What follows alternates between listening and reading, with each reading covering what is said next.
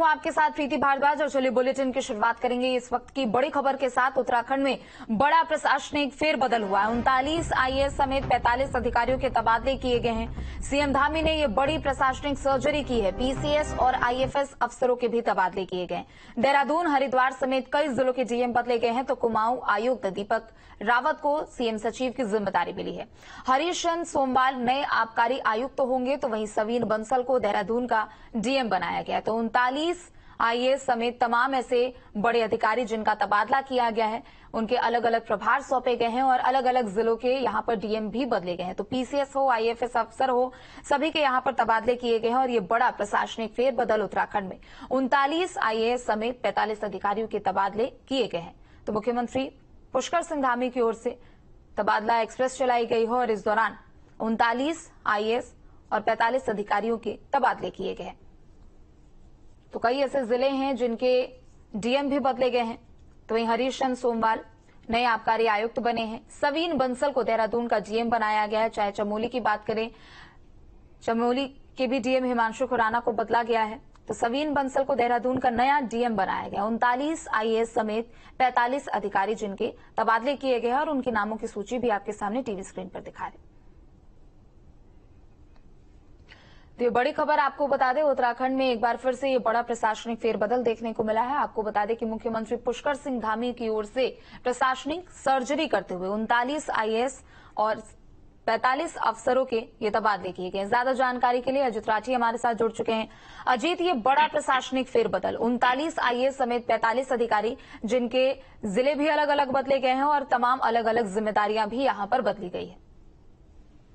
जी बिल्कुल, आपने सही कहा, ये प्रशासनिक सर्जरी है और पिछले तकरीबन 1-2 साल में इतना बड़ा प्रशासनिक फेरबदल यहाँ एक साथ कभी नहीं हुआ। तो मुख्यमंत्री पुष्कर सिंह धामी ने कई जिलों के जिलाधिकारी बदल दिए हैं। अपने सचिवालय में भी उन्होंने फेरबदल किया है। 2 वरिष्ठ अफसर थे, एक आईएफएस थे, प्रभाग मुखर्जी थे और डॉक्टर मीनाक्षी सुंदरम आईएएस अफसर, उनको अपने सचिवालय से हटा दिया है। और सवीन बंसल नए जिलाधिकारी होंगे देहरादून के। धर्मेंद्र सिंह जो कार्मिक विभाग में अपर सचिव थे, उनको हरिद्वार का जिलाधिकारी बनाया गया है और पर्वतीय क्षेत्र के भी कई जिलों को बदल दिया गया है। इसके अलावा जो सचिव और अपर सचिव स्तर पर जो अधिकारी तैनात हैं, उनको भी विभागों के उनके एडजस्टमेंट किए गए हैं। किसी से कुछ विभाग लिए गए हैं, किसी को कुछ और एड ऑन किए गए हैं। और जो अभी जो एसडीएम स्तर पर जो आईएएस अफसर हैं, जॉइंट मजिस्ट्रेट हैं, तो उनके भी बड़े संख्या में तबादले हुए हैं।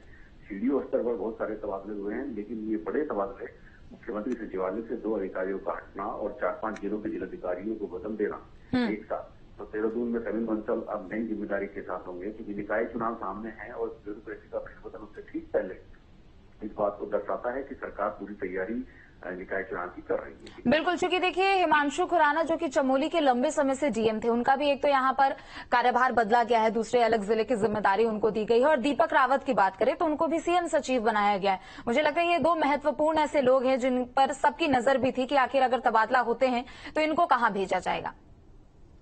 जी बिल्कुल, देखिए दीपक रावत को सचिव मुख्यमंत्री की जिम्मेदारी दी गई है। हालांकि वो कुमाऊं कमिश्नर हैं और वो कुमाऊं कमिश्नर रहते हुए सचिव मुख्यमंत्री रहेंगे और वो मुख्यमंत्री के सचिव का दायित्व का निर्वहन करेंगे। और हालांकि वो कुमाऊं कमिश्नरी दूर है, ये अलग तरह का एक्सपेरिमेंट है कि दूर की किसी कमिश्नरी में सचिव मुख्यमंत्री किसी कमिश्नर को बनाया जाता है। पहले एक बार ये परंपरा शुरू हुई थी, ऐसा कभी होता नहीं है। और दूसरे में हिमांशु खुराना वो काफी दिन भी हो गए थे चमोली में, उनको बदला भी जाना था, वो चाह भी बनाए, तो उनको भी यहाँ पर जिम्मेदारी दे दी गई है। बिल्कुल, कहीं ना कहीं निकाय चुनाव को लेकर प्रशासन की ओर से अब तैयारियां कर दी जा रही है। हालांकि चुनाव को लेकर एक्सटेंशन की भी खबर बीते दिनों सामने आई थी, लेकिन प्रशासनिक स्तर पर सरकार की ओर से कोई भी कसर नहीं छोड़ी जा रही है चुनाव के मद्देनजर। अजीत जी बिल्कुल, देखिए क्योंकि एक पर्वत समिति को ड्राफ्ट यहाँ पर गया है, एक विधेयक गया है, इस पर काम चल रहा है, मंथन हो रहा है। इसमें ओबीसी आरक्षण को लेकर के थोड़ा सा उसमें फेरबदल होना है, तो उसके तत्काल बाद हाईकोर्ट में हलफनामा दाखिल करके चुनाव की तारीख तय कर दी है। ठीक है, बहुत बहुत शुक्रिया अजीत आपका तमाम जानकारियों के लिए।